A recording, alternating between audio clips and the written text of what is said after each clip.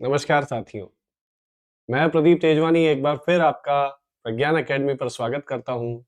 पिछले कुछ वीडियोज़ में लगभग 6 वीडियोज़ मैंने बनाए, जो आपकी क्षितिज भाग 2 के पद्य खंड से रिलेटेड थी और इसकी जो पुस्तिका है क्षितिज, उसके हम 6 अध्याय समाप्त कर चुके हैं जो पद्य खंड से संबंधित थे। अब हम चलते हैं गद्य खंड की ओर। आपको पद्य खंड और गद्य खंड में डिफरेंस पता है? जी, मैं बता रहा हूँ। देखिए, पद्य खंड वो होता है जिसमें कवियों द्वारा लिखी गई या उनके द्वारा रचित या उनके द्वारा बोली गई चीजों को किसी ने लिख लिया हो या उनके खुद के द्वारा लिखी गई हो, ऐसी पंक्तियां जो गेय हो, जो गाने योग्य हो। वो दोहा हो सकता है, सोरठा हो सकता है, चौपाई हो सकता है, पद हो सकता है, हरि गीतिका हो सकती है, कुछ भी हो सकता है। ये सारे डिफरेंट तरह के जो है छंद है। हम बात कर रहे हैं दूसरे भाग की जो है गद्य खंड। गद्य खंड के अंतर्गत लेखक द्वारा लिखी गई कृतियां हैं या रचनाएं हैं जो गद्य के रूप में, एक पाठ के रूप में, वो कहानी हो सकती है, एक निबंध का हिस्सा हो सकता है, पूर्ण निबंध भी हो सकता है, उपन्यास का एक भाग हो सकता है, संस्मरण, रेखा चित्र, ये सब गद्य खंड के अंतर्गत आते हैं। ये एक बारीक सी जानकारी है जो हिंदी साहित्य के छात्रों के लिए बहुत इंपॉर्टेंट है। आप अभी इनिशियल स्टेज में कक्षा 10 में हिंदी की जानकारी ले रहे हैं, तो मुझे ऐसा लगा कि आपको ये जानकारी होनी चाहिए, क्योंकि अब हम पद्य खंड से गद्य खंड की तरफ आ गए हैं। अब हम बात करते हैं कि इस गद्य खंड में कुछ इंटरेस्टिंग चैप्टर्स हैं।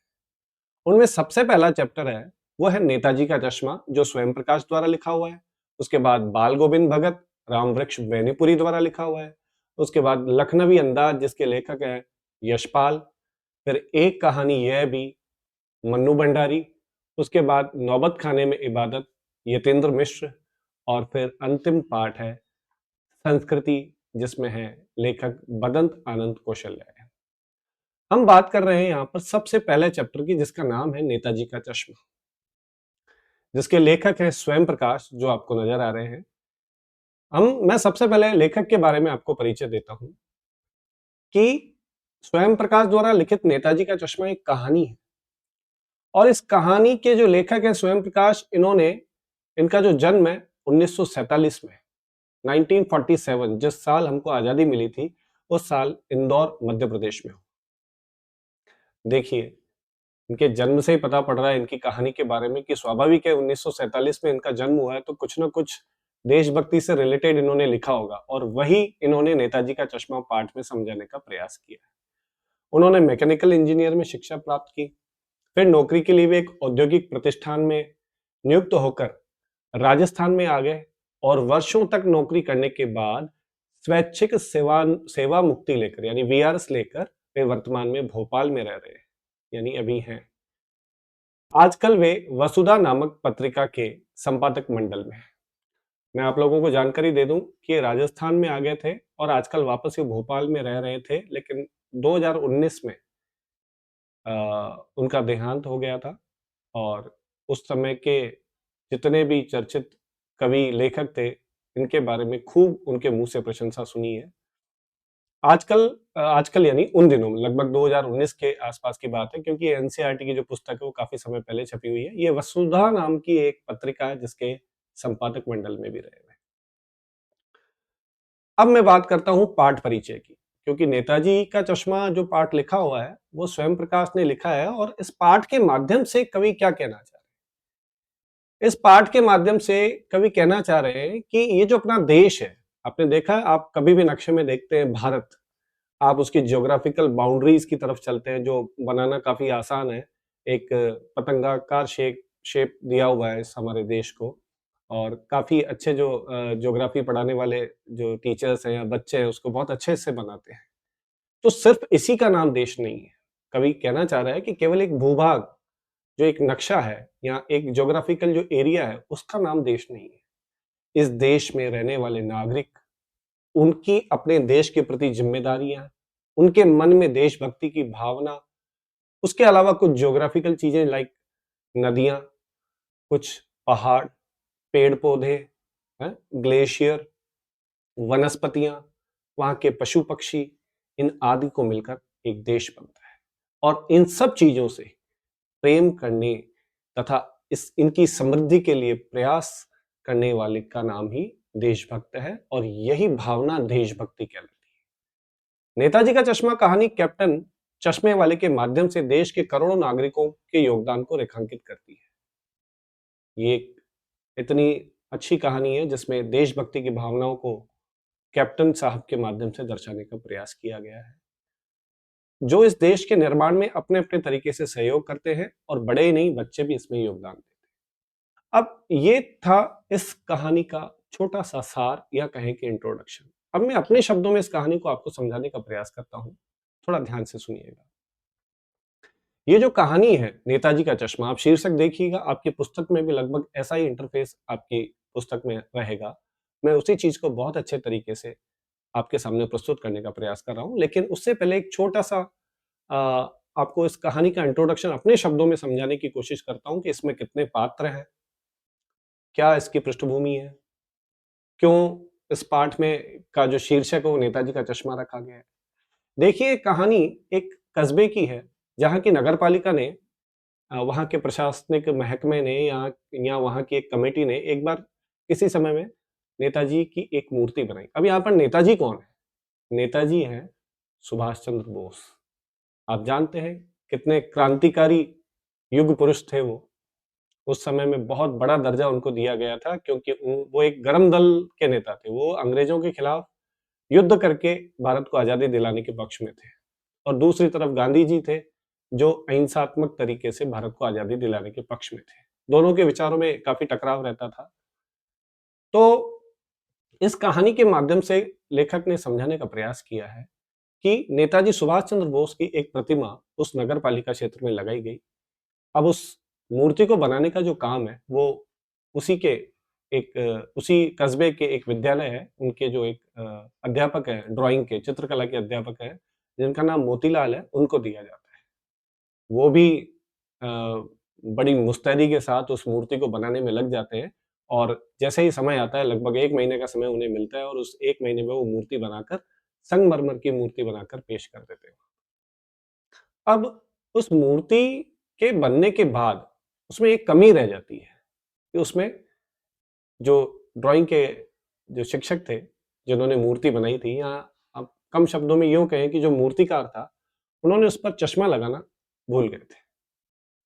अब चश्मा लगाना भूल गए थे, और मूर्ति को वहाँ पर स्थापित कर दिया गया था एक चौराहे पर। तो उस गाँव में, उस कस्बे में एक कैप्टन साहब हुआ करते थे, जो थे तो अपाहिज, लेकिन उनमें देशभक्ति की भावना कूट-कूट कर भरी हुई थी। उन्हें ये लगता था कि यह चीज़ यहाँ पर होनी चाहिए, तो वो खुद भी चश्मा बेचने का काम भी किया करते थे। उनकी छोटी-सी एक संदूक थी जिसमें वो गाँव-गाँव फेरी लगाकर चश्मे बेचा करते थे।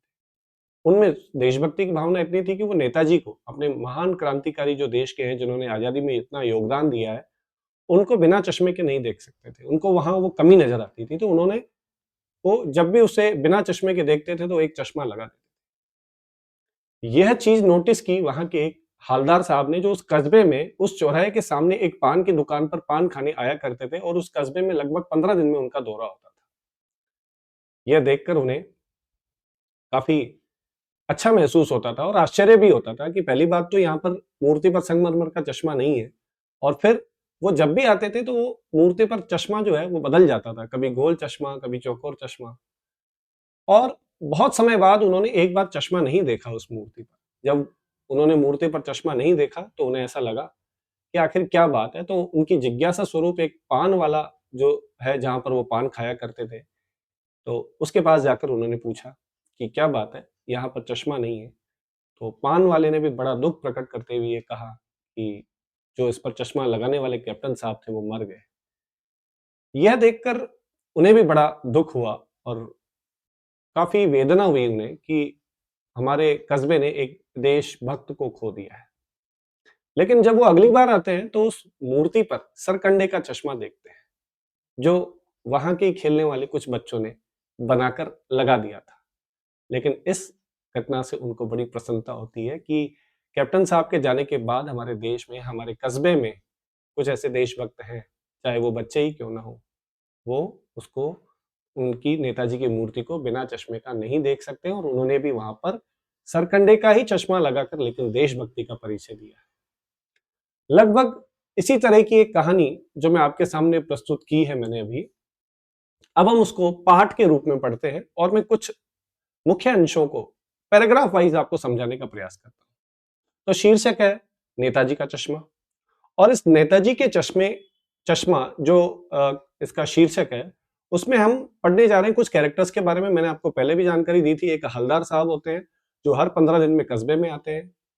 एक मास्टर मोतीलाल होते हैं जो चित्रकला के अध्यापक होते हैं। उन्हें सिर्फ एक बार ही मौका मिला अपनी चित्रकला का प्रदर्शन करने का, और उन्होंने वो मूर्ति संगमरमर की बनाकर दे दी थी। एक कैप्टन साहब होते हैं और एक पान वाला होता है। अब शुरुआत करते हैं इस पाठ की सबसे पहली पंक्ति से। हालदार साहब को हर 15वें दिन कंपनी के काम के सिलसिले में उस कस्बे से गुजरना होता था। कस्बा बहुत बड़ा नहीं था जिसे पक्का मकान कहा जा सके, वैसे कुछ ही मकान, और जिसे बाजार कहा जा सके वैसा एक बाजार था। कस्बे में एक लड़कों का स्कूल, एक लड़कियों का स्कूल, जैसा कि स्वाभाविक रूप से एक कस्बे में होता है। अब आप पूछेंगे सर एक कस्बा क्या होता है? देखिए, एक होता है नगर यानी शहर, एक होता है गांव। इन दोनों के बीच की जो चीज होती है, जो ना तो शहर में काउंट होती है ना गांव में काउंट होती है, उसको कस्बा कहा जाता है। जहां पर कुछ डेवलपमेंट होता है लेकिन शहर के जो तुलना में थोड़ा सा कम होता है। थोड़ा नहीं, काफी कम होता है। गांव से थोड़ा उन्नत होता है, उसे कस्बा कहा जाता है। तो उसमें एक लड़कों का स्कूल, एक लड़कियों का स्कूल, एक सीमेंट का छोटा सा कारखाना, और 2 ओपन एयर सिनेमा घर, और एक ठो नगर पालिका भी थी। यहाँ ठो संख्यावाची शब्द से एक नगर पालिका भी थी। अब नगर पालिका जैसे गांव में ग्राम पंचायत होती है, ठीक है ना, ऐसे ही शहरों में नगर पालिका, नगर परिषद और नगर निगम, यानी ये जैसे जैसे डेवलपमेंट सीरीज में जाते हैं वैसे वैसे इनका डेवलपमेंट होता रहता है। जैसे नगर निगम सबसे बड़ी संस्था होती है, नगर परिषद और नगर पालिका, ये इनकी जनसंख्या पे डिपेंड करता है कि यहाँ पर कितनी जनसंख्या रहती है। नगर पालिका थी तो कुछ न कुछ करती रहती थी, स्वाभाविक है। जब पंचायत होगी या नगर पालिका होगी या कोई जो स्थानीय स्वशासन होगा, कुछ न कुछ तो गांव में करेगा ही डेवलपमेंट के लिए। कभी कोई पक्की सड़क बनवा दी थी, कभी कुछ पेशाब घर बनवा देते थे, कभी कबूतरों की छतरी बनवा दी, तो कभी कवि सम्मेलन करवा दिया। इसी नगर पालिका के किसी उत्साही बोर्ड ने, अब उत्साही बोर्ड यानी कोई कमेटी बनी होगी किसी साल, वो उत्साह से भरी हुई थी कि हमें गांव में कुछ करना है, या किसी प्रशासनिक अधिकारी ने एक बार शहर के मुख्य बाजार के मुख्य चौराहे पर नेताजी सुभाष चंद्र बोस की एक संगमरमर की प्रतिमा लगवा दी थी। यह कहानी उसी प्रतिमा के बारे में है, बल्कि उसके भी एक छोटे हिस्से के बारे में है। उसका एक छोटा हिस्सा कौन सा है? अगर ये पंक्ति आपके अगर परीक्षा में आती है कि उससे भी एक छोटे से हिस्से के बारे में, तो वह छोटा सा हिस्सा यहाँ पर नेताजी का चश्मा है। ये जो पहला जो गद्यांश था, ये समस्त पंक्तियां उस गांव के बारे में आपको समझा रही हैं कि वो कस्बा जो था वो किस तरह का था, और वो मूर्ति का जो प्रयोजन है या मूर्ति को लगाने का जो इनिशिएटिव लिया था वो किसने लिया था, ऐसा कुछ समझाने का प्रयास किया गया। अब इस मूर्ति के पीछे की पृष्ठभूमि, की मूर्ति लग तो गई लेकिन उसके पीछे क्या क्या हुआ उसको समझने की कोशिश कीजिए। पूरी बात तो पता नहीं, लेखक ये कह रहा है कि मुझे पूरी बात तो नहीं पता, लेकिन लगता है कि देश के अच्छे मूर्तिकारों की जानकारी नहीं होने और अच्छी मूर्ति की लागत अनुमान और उपलब्ध बजट से बहुत अधिक होने के कारण काफी समय ऊहापोह यानी उलझन रही और चिट्ठी पत्री में बर्बाद हुआ होगा, और बोर्ड की शासनावधि समाप्त होने की घड़ियों में किसी स्थानीय कलाकार को ही अवसर देने का निर्णय किया होगा। आपको पता है आजकल तो चलो टेलीफोन और व्हाट्सएप की सुविधा है कि आपको कैसी टेलीफोन बनानी है और कैसा आपको पेश करना है, ये सब आ जाता है। लेकिन उस जमाने में चिट्ठी पत्री से कलाकारों से संवाद किया जाता था, है ना? तो उसमें काफी समय लग जाता था। तो वहां के स्थानीय प्रशासन ने सोचा कि अरे, इस फॉर्मेलिटी में तो काफी समय लग जाएगा, तो ऐसा करते हैं कि यहाँ के किसी स्थानीय कलाकार को, कहते हैं ना कि गांव में या उनके कस्बे में कोई स्थानीय कलाकार को उन्होंने ढूंढने का प्रयास किया। तो यह निकला कि इनके कस्बे में इकलौते एक हाई स्कूल है, और इस हाई स्कूल के इकलौते एक ड्राइंग के मास्टर हैं। मान लीजिए मोतीलाल जी को ही यह काम सौंप दिया होगा। अब पूरी बात लेखक को नहीं पता, लेकिन ऐसा हुआ होगा। जो महीने भर में मूर्ति बनाकर पटक देने का विश्वास दिला रहे हैं। पटक देने का मतलब यहाँ पर है काम को खत्म कर देना। खत्म करने का मतलब मूर्ति को खराब नहीं करना है, मूर्ति बनाकर जो काम उन्हें सौंपा गया था, मूर्ति बनाकर प्रशासन को सौंप देना। अब वो उनकी तरफ से उनकी जब मर्जी होगी तब चौराहे पर स्थापित कर देंगे। जैसा कि कहा जा चुका है कि मूर्ति संगमरमर की थी। टोपी की नोक से, उस मूर्ति में जो टोपी की जो फर्स्ट नोक होती है, उस नोक से लेकर कोट के दूसरे बटन तक की 2 फीट की ऊंचाई थी। अब उस मूर्ति की ऊंचाई कितनी थी? 2 फीट, जिसे कहते हैं बस्ट, और बहुत सुंदर थी। नेताजी सुंदर लग रहे थे। नेताजी कौन? सुभाष चंद्र बोस। कुछ कुछ मासूम और कमसिन। जब आपकी तस्वीर खींचते हैं तो आप कैसे अच्छा सा एक्शन देते हैं तो बड़ी खूबसूरत तस्वीर आती है आपकी। आप भी बड़े मासूम लगते हैं, और हो ही सही, मैं ऐसा कुछ नहीं कह रहा हूं, आप हो ही। जिसे कहते हैं सॉरी, फौजी वर्दी में मूर्ति को देखते ही दिल्ली चलो और तुम मुझे खून दो वगैरह याद आने लगते थे। ये 2 नारे ही क्यों याद आए? दिल्ली चलो और तुम मुझे खून दो। जैसे ही उन्होंने सुभाष चंद्र बोस अर्थात नेताजी की तस्वीर, वो जो मूर्ति देखते थे, तो उन्हें सिर्फ ये 2 नारे ही याद आते थे, दिल्ली चलो और तुम मुझे खून दो। क्यों? कि ये 2 नारे सुभाष चंद्र बोस द्वारा ही दिए गए थे अपने देशवासियों को प्रेरित करने के लिए, अपने देशवासियों को अंग्रेजों के खिलाफ जगाने के लिए। इस दृष्टि से यह सफल और सराहनीय प्रयास था। केवल एक चीज की कसर थी जो देखते ही खटकती थी। मूर्ति बहुत अच्छी थी, सब कुछ बढ़िया था, लेकिन एक चीज थी, वो चश्मा। नेताजी की आंखों पर चश्मा नहीं था, यानी चश्मा तो था लेकिन संगमरमर का नहीं था, एक सामान्य और सचमुच के चश्मे का चौड़ा काला फ्रेम मूर्ति को पहना दिया गया था। देखिए, ये आप मेरी मूर्ति समझिए। सपोज करो कि मैं संगमरमर की मूर्ति हूं जो बोल रही हूं, ठीक है ना? तो वो मूर्ति सुभाष चंद्र बोस यानी नेताजी की जो मूर्ति चौराहे पर लगी हुई थी, वो बिना चश्मे की थी। अब मैंने चश्मा ये पहन लिया है, तो ये जो चश्मा है वो असली है, लेकिन मूर्ति संगमरमर की है। तो लगभग इसी तरह का इसी तरह के फ्रेम का चश्मा नेताजी को पहना दिया। अब हालदार साहब, जो आपको पता है कि उस कस्बे में 15 दिन के अंतराल में आया करते थे। हालदार साहब जब पहली बार इस कस्बे के चौराहे से गुजरे और चौराहे पर पान खाने रुके, तो उन्होंने एक लक्षित किया और उनके चेहरे पर एक कौतुक भरी मुस्कान फैल गई। तो उन्होंने इस तरफ देखा, मूर्ति की तरफ, और उनके कौतुक भरी यानी आश्चर्य भरी मुस्कान फैल गई। वाह भाई, ये आइडिया भी ठीक है, मूर्ति पत्थर की लेकिन चश्मा रियल। जीप कस्बा छोड़कर आगे बढ़ गई, तब भी हालदार साहब इस मूर्ति के बारे में, अब जीप में कौन आए थे? हालदार साहब। उन्होंने वहां पान खाया, चौराहे पर उस मूर्ति को देखा, उनको आश्चर्य हुआ और उस आइडिया की तारीफ की, मूर्ति पत्थर की लेकिन चश्मा रियल, और आगे बढ़ गए। अब आगे बढ़ तो गए, लेकिन हलदार साहब इस मूर्ति के बारे में सोचते रहे और अंत में इस निष्कर्ष पर पहुंचे कि कुल मिलाकर कस्बे के नागरिकों का यह प्रयास सराहनीय ही कहा जाना चाहिए। उन्होंने तारीफ की कि कस्बे के जो निवासी हैं, उन्होंने अगर चश्मा नहीं था तो उन्होंने एक फ्रेम वाला चश्मा अच्छा सा पहना दिया, तो ये बड़ी अच्छी बात है। महत्व मूर्ति के रंग रूप या कद का नहीं, उसी भावना का है, उस भावना का है। वरना तो देशभक्ति भी आजकल मजाक की चीज होती चली जा रही है। आपको भी पता है कि आजकल माहौल कैसा चल रहा है। दूसरी बार जब हलदार साहब उधर से गुजरे तो मूर्ति में कुछ अंतर दिखाई दिया। अब क्या अंतर दिखाई दिया? ध्यान से देखा तो उन्होंने दूसरा चश्मा पाया। चश्मा दूसरा था। पहले मोटे फ्रेम वाले चौकोर चश्मा था, अब तार के फ्रेम वाला गोल चश्मा था। देखिए, चश्मे भी अलग अलग तरह के होते हैं। ये चश्मा जैसे चौकोर फ्रेम के जैसा ही है, लेकिन एक चश्मा और आता है जो गोल फ्रेम वाला होता है, जैसा गांधी जी पहना करते थे। तो अब चश्मे की फ्रेम लगभग वैसी है। हलदार साहब का कौतुक यानी आश्चर्य और बढ़ा। वाह भाई, क्या आइडिया है! मूर्ति कपड़े नहीं बदल सकती, लेकिन चश्मा तो बदल सकती है। तीसरी बार फिर नया चश्मा था, तो हलदार साहब जितनी बार भी वहां पर आए, उन्होंने अलग अलग चश्मा देखा। हवलदार साहब की आदत पड़ गई, हर बार कस्बे से गुजरते समय चौराहे पर रुकना, पान खाना और मूर्ति को ध्यान से देखना। एक बार जब कौतूहल दुर्दमनीय हो गया था, यानी उनका आश्चर्य असहनीय हो गया था कि अब इस आश्चर्य के बारे में किसी से पूछ लिया जाए कि बार बार फ्रेम क्यों चेंज हो रही है, तो उन्होंने पान वाले से पूछ लिया। भाई क्या बात है, पान वाले से ही पूछेंगे, क्योंकि जिसके पास पान खाने आ रहे हैं, तो उस चौराहे पर अपना और कोई मिलने वाला तो कौन होगा? तो उन्होंने, उनसे अच्छा रिलेशन हो गया था तो उनसे पूछ लिया। भाई क्या बात है, ये तुम्हारे नेताजी का चश्मा हर बार बदल कैसे जाता है? अब पान वाला भी देखो, जब पान दूसरों को खिला रहा है तो ऑब्वियसली उसके मुंह में भी पान ठूसा हुआ होगा। वह एक काला, मोटा और खुश मिजाज आदमी था। अब ये उसकी शारीरिक विशेषता को बता रहा है लेखक, कि पान वाला कैसा लग रहा है। आपने कपिल शर्मा के शो में कभी कीकू शारदा को देखा है? इतना मोटा सा। अब आप सोचो वो पान खा रहा हो तो कैसा लगेगा।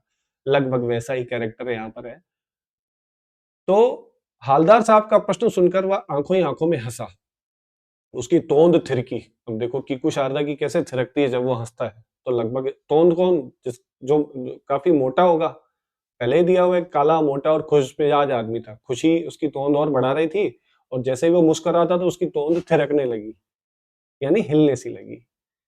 तो पीछे घूमकर उसने, सॉरी, हालदार साहब का प्रश्न सुनकर वह आंखों ही आंखों में हंसा। उसकी तोंद थिरकी, पीछे घूमकर उसने दुकान के नीचे पान थूका और अपनी लाल काली बत्ती सी, अब ये बत्ती सी लाल और काली क्यों थी? पान खाने की वजह से। बहुत ज्यादा पान खाया करता था वो।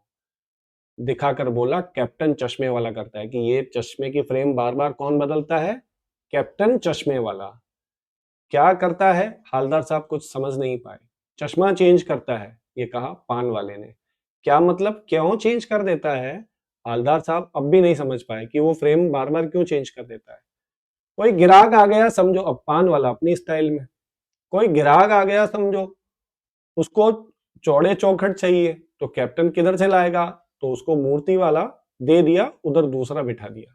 तो यानी पान वाले को ये पता था कि कैप्टन जो है वो चश्मा बेचने वाला है, फेरी लगाकर चश्मा बेचता है, और उसने ये किसी ग्राहक को पसंद आ गया होगा कि नेताजी की मूर्ति पर जो फ्रेम लगा हुआ है वो मुझे दे दो। जैसे आजकल बड़ी बड़ी दुकानों पर डिस्प्ले में होता है कि उसने जो है, आजकल तो ट्रेंड ही चेंज हो गया है, जब लेंस कार्ट का जमाना आ गया आजकल तो। जब लेंस कार्ट का चश्मा जो कोई सेलिब्रिटी पहन लेता है कि आलिया भट्ट ने वो चश्मा पहना था, ऐसा मुझे दे दो, या ये जवानी है दीवानी में किसी हीरोइन ने ऐसा चश्मा पहना हो, या किसी और हीरो ने ऐसा चश्मा पहना हो, तो आजकल इस तरह का जमाना है। लेकिन पहले फ्रेम जो डिस्प्ले होती थी उसका एक अलग ही तरीका होता था। पहले के व्यापार करने के तरीके में और अभी में काफी फर्क है। तो अब हालदार साहब को बात कुछ कुछ समझ में आई कि एक चश्मे वाला है जिसका नाम कैप्टन है। अब ये हालदार साहब ने अपना कयास लगाया कि ऐसा होगा जैसा पान वाला बोल रहा है। उसे नेताजी की बगैर चश्मे वाली मूर्ति बुरी लगती है, बल्कि आहत करती है, मानो चश्मे के बगैर नेताजी को असुविधा हो रही हो। इसलिए वह अपनी छोटी सी दुकान में उपलब्ध गिने चुने फ्रेमों में से एक नेताजी की मूर्ति को फिट कर देता था। लेकिन जब कोई ग्राहक आता तो उसे वैसे ही फ्रेम में दरकार होती जैसा कि मूर्ति में कैप्टन चश्मे वाला मूर्ति पर लगा फ्रेम संभवतः नेताजी से क्षमा मांगते हुए लाकर ग्राहक को दे देता और बाद में नेताजी को दूसरा फ्रेम लौटा देता। अब ये काम भी हालदार साहब सोच रहे हैं कि कैसे करता होगा वो, कि वो नेताजी पर लगा हुआ चश्मा जो है वो फ्रेम वो वहां से लाकर नेताजी से क्षमा मांगकर और दूसरा चश्मा उनको लगा देता होगा। वाह भाई, खूब क्या आइडिया है। लेकिन भाई एक बात अभी भी समझ में नहीं आई कि हलदार साहब ने पान वाले से पूछा, नेताजी का ओरिजिनल चश्मा कहाँ गया? पान वाला दूसरा पान मुंह में ठूंस ही चुका था। दोपहर का समय था, दुकान पर भीड़ भाड़ अधिक नहीं थी। वह फिर आंखों ही आंखों में हंसा, उसकी तोंद फिर से थिरकी। कत्थे की डंडी फेंक पीछे मुड़कर उसने नीचे पीक थूकी और मुस्कुराता हुआ बोला, मास्टर बनाना भूल गया था। अब वो कौन सा मास्टर? इस मास्टर का नाम आप कमेंट बॉक्स में लिखिए। देखता हूं आप लोगों ने कितना ध्यान से इस चैप्टर को पढ़ा है। जो ड्राइंग का मास्टर था उस इकलौते स्कूल में, उसका नाम आप यहाँ पर कमेंट बॉक्स में लिख दीजिए। इस गद्यांश में एक शब्द आया है, कत्थे की डंडी। आप थोड़ा सा कंफ्यूज हुए होंगे, कत्था क्या होता है? आपको पता है जब हम पान खाने जाते हैं तो दुकान, जो पान वाले की दुकान होती है, वहां पर दो लोटे पड़े रहते हैं या दो बर्तन में अलग अलग में, एक में चूना और एक में कत्था पड़ा हुआ रहता है। कत्था एक ब्राउन कलर का होता है जिसको घर पर तोड़कर उबाल कर बनाया जाता है और पान में अक्सर उपयोग में लाया जाता है।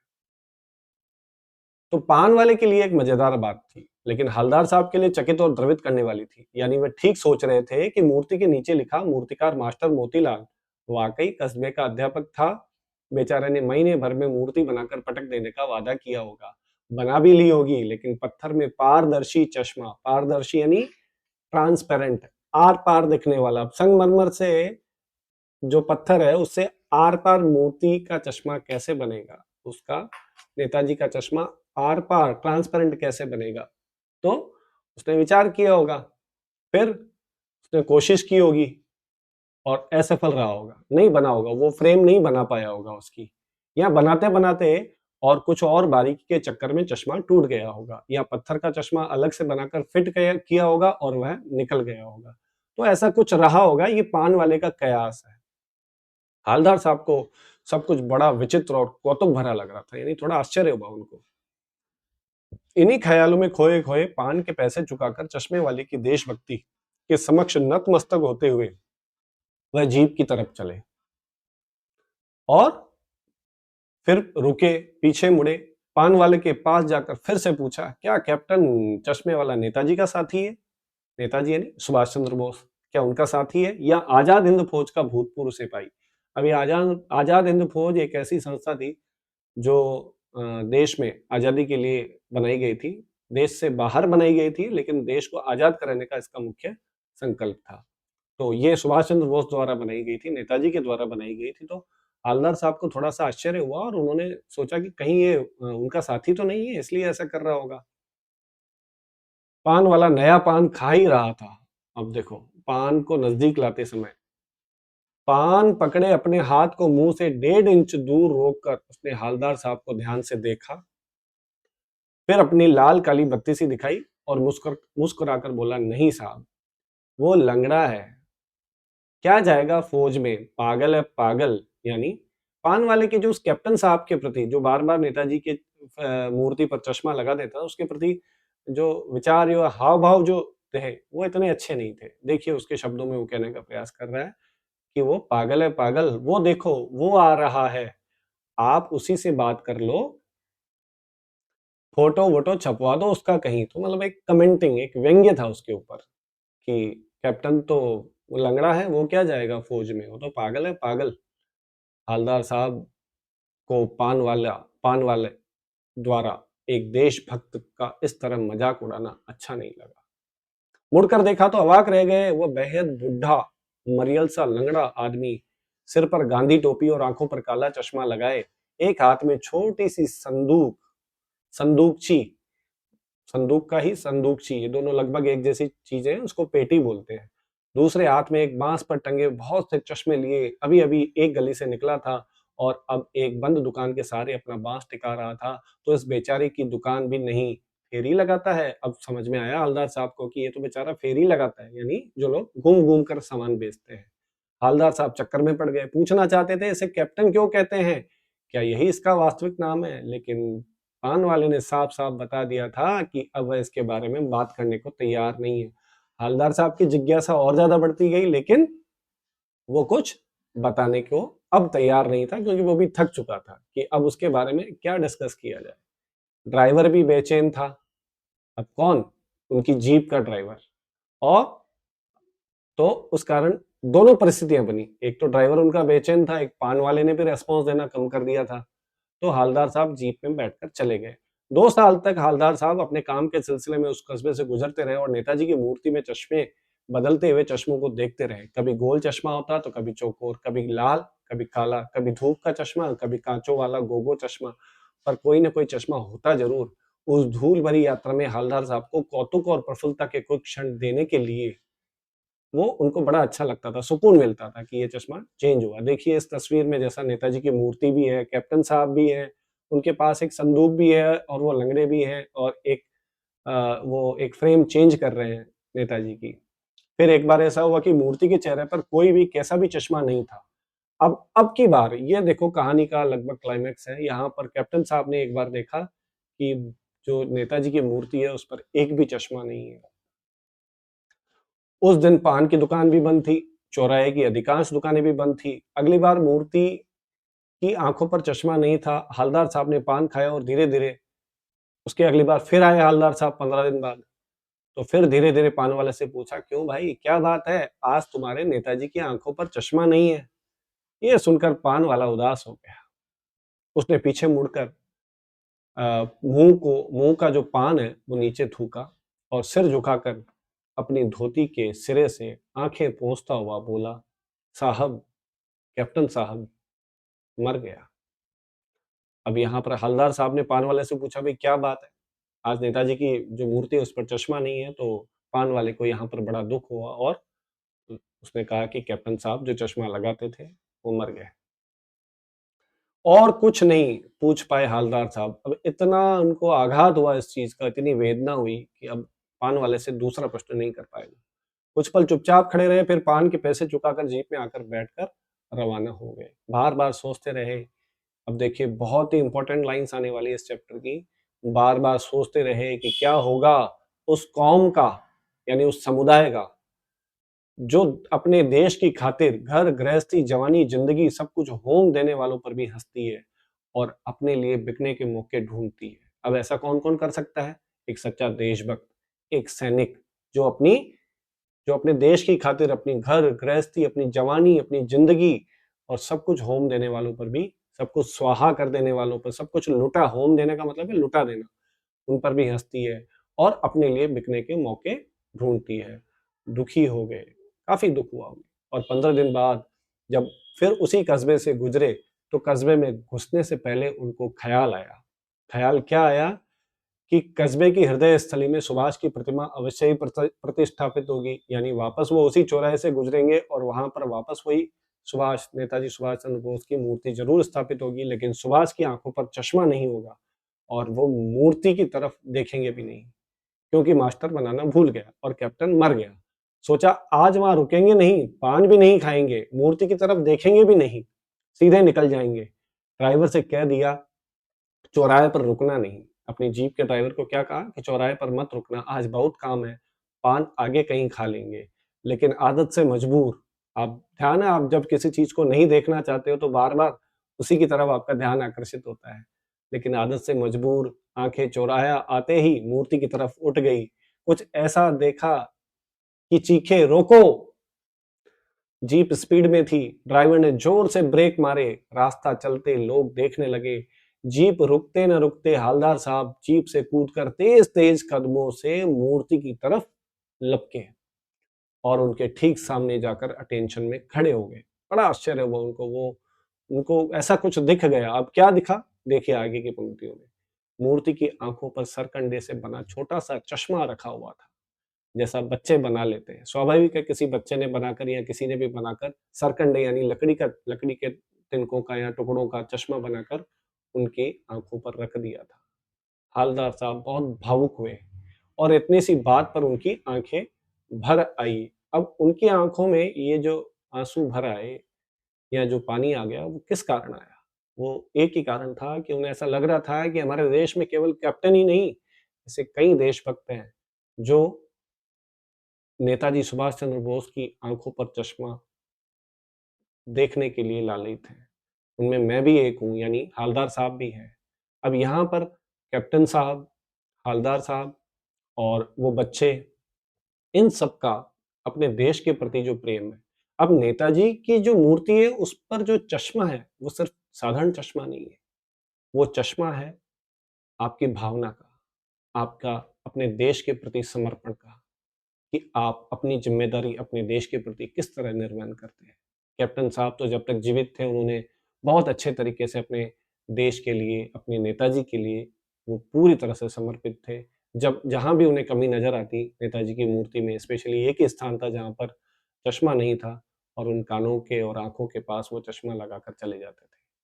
तो साथियों, ये थी नेताजी का चश्मा, लेखक स्वयं प्रकाश द्वारा लिखित एक देशभक्ति भावना से परिपूर्ण एक ऐसी कहानी जो सचमुच ये दर्शाती है कि हमारा देश बहुत सारी भावनाओं, देशभक्ति और अनेक तत्वों से मिलकर बना है। तो ये था पाठ। अब अगले पाठ में फिर से मिलते हैं। धन्यवाद।